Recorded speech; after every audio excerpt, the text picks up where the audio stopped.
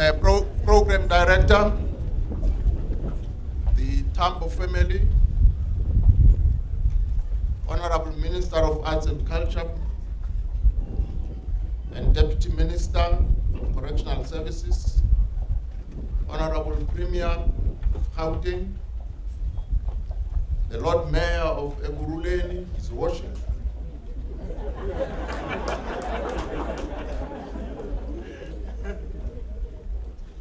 our religious leaders, led by His Grace, the Bishop of the Anglican Church, Your Excellencies, members of the Diplomatic Corps, the Executive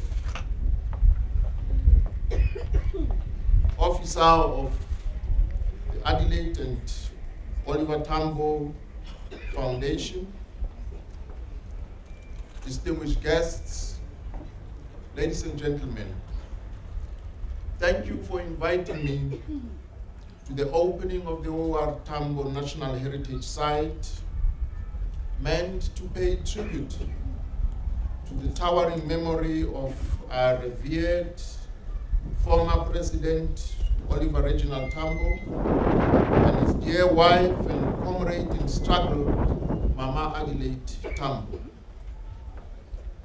Comrade President OR, as he was affectionately known, was a servant of the people who gave his all for our liberation struggle, serving for the longest period as a President General, Commander-in-Chief, as well as Ambassador Plenipotentiary of the African National Congress and the people of South Africa for most of his adult life. Celebrating the legacy of OR Tambo this year is especially memorable, given that this year marks the centenary of the ANC's existence. Over the past 18 years, the democratic state has put in place numerous programs to meet the goals of reconstruction and development. We have had the RDP, GEAR, ASGISA, the New Growth Path, and now the National Development Plan, all of which are designed to give effect to the aspirations of the Freedom Charter. As we take this moment to pay homage to his memory, we should always remember that the struggle he lived for is neither over nor nearer to its conclusion. 22 years ago today, in a message to the ANC Youth League rally, Comrade OR stated somewhat prophetically, and I quote, "Our victories have opened up new terrain of struggle, a new front as full of possibilities for swift and decisive advances as it is laden with the chances of reversals. We are therefore burdened with much more complex tasks than ever before." Close quote. Indeed, these prophetic thoughts only go to show the timeless vision of OR Tambo. South Africa today, no less than at the time OR made these warnings, faces complex tasks, not least unemployment, inequality, and poverty, as well as consolidating unity, non-racialism, non-sexism, and striving for prosperity. If not properly handled, these complex tasks that OR warned us about are likely to lead to reversals. We therefore need to work harder to keep at bay any threats that may undo the work of many years of struggle to bring about national reconstruction, peace, stability, and social cohesion, among others. As the current generation, we are privileged to have had as our mentors source of inspiration and fountain of wisdom, leaders of the caliber of OR Tambo and his generation. Their determination to stay the course, even in the face of seemingly intractable and insurmountable odds, leaves us with eminently suitable reference points. Ladies and gentlemen, it is indeed commendable that the Department of Arts and Culture has decided to honor OR and Adelaide Tambo's final resting place in this way. We must do this work. We must do this work to honor those whose contributions have changed the social, economic, and political face of our nation, and to immortalize the values and principles of those who stood for a free and united South Africa. We therefore take this opportunity to thank the Adelaide and OR Tambo Foundation, the Guruleni Metro, civil society organizations, and all other municipalities in the country who continue to preserve the legacy of OR Tambo. Indeed, this noble exercise should not end here, but continue to see many other great South Africans, regardless of their party political affiliation, memorialized and honored in this fashion. Such memorialized sites must also serve as symbols of reconciliation, nation building, and national healing, and helping us to craft a new and inclusive narrative of our country, a narrative reflective of our common heritage, and most importantly, our shared future. Program director, by all accounts, OR was an internationalist who forged and developed lasting relationships at party-to-party as well as people-to-people levels.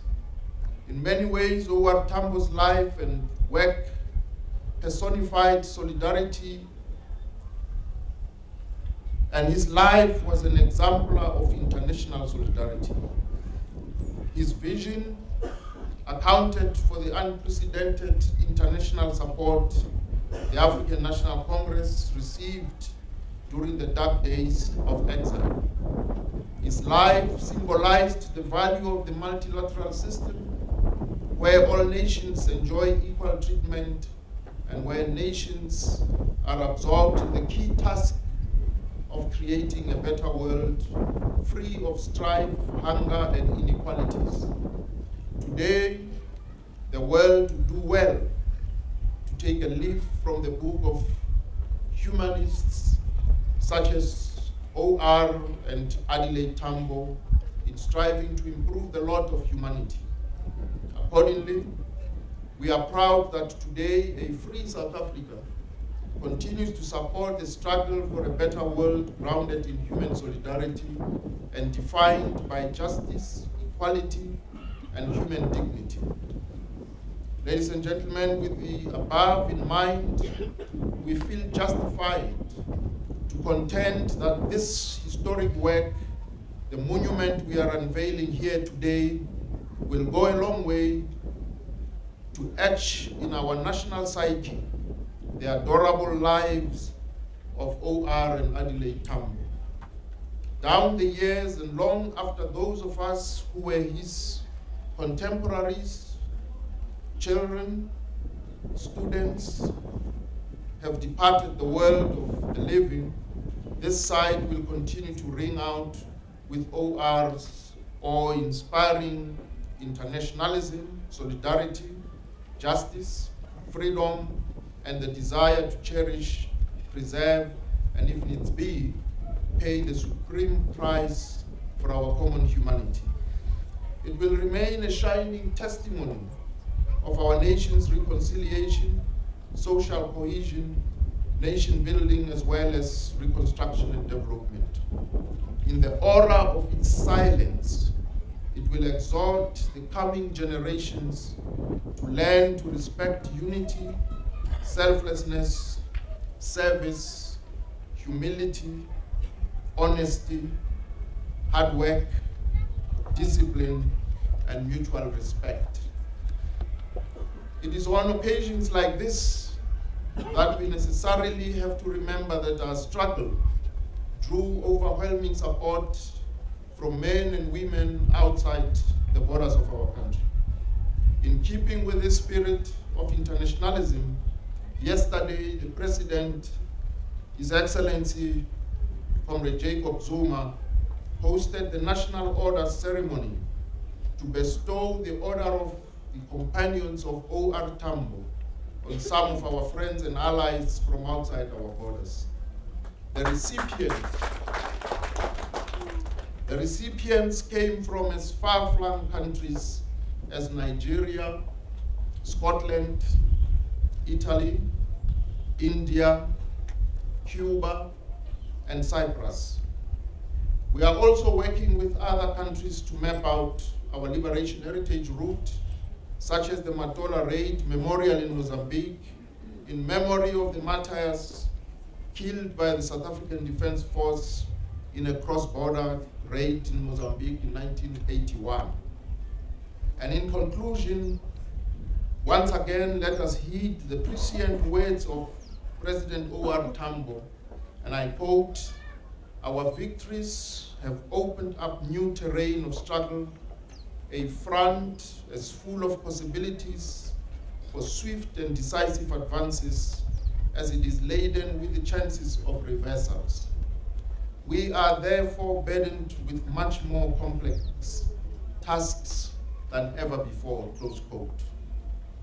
And I want to leave you with one word from that great poetess of our times, Maya Angelou, when she admonishes that, and I quote, "Nothing will work unless you do."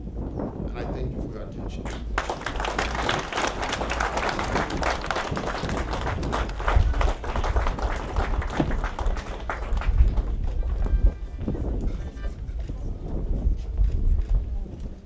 Thank you very much, Deputy President of the Republic of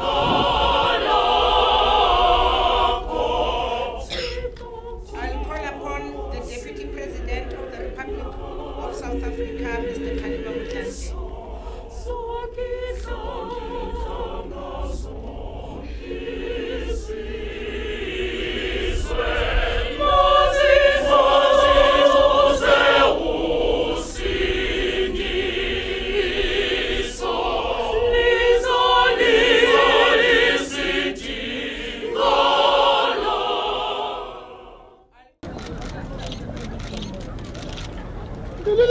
La, la.